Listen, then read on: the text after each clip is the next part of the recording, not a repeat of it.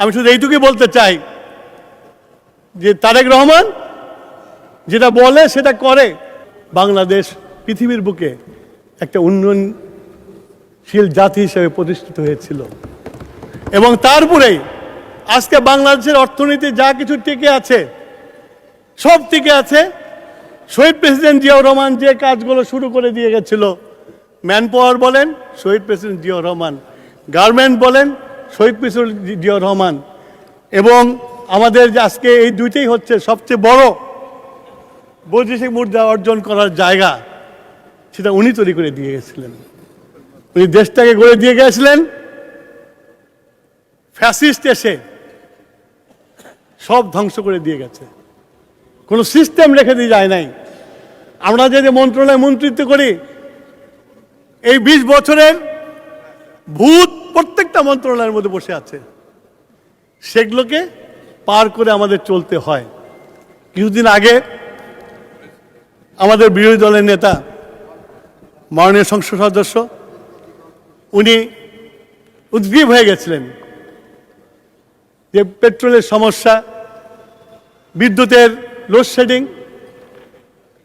উনি আমাদেরকে বলেছিলেন আমরা একসাথে কাজ করি।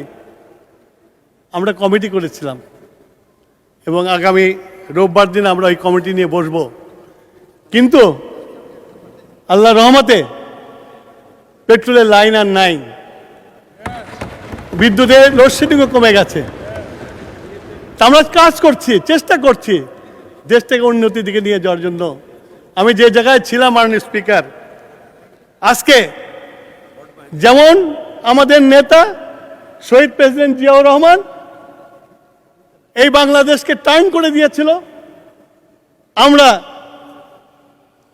আমাদের বর্তমানের প্রধানমন্ত্রীকে পেয়েছি যিনি জানেন, যিনি বিশ্বাস করেন বাংলাদেশকে আবার আগের মতো পৃথিবীর কাছে তারা করাবেন।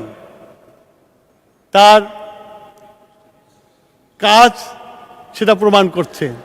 কিছুক্ষণ আগে আমার সহকর্মী বলে গেছেন ফ্যামিলি কার্ড থেকে শুরু করে সব কথা, আমি আর ওই কথায় যেতে চাই না।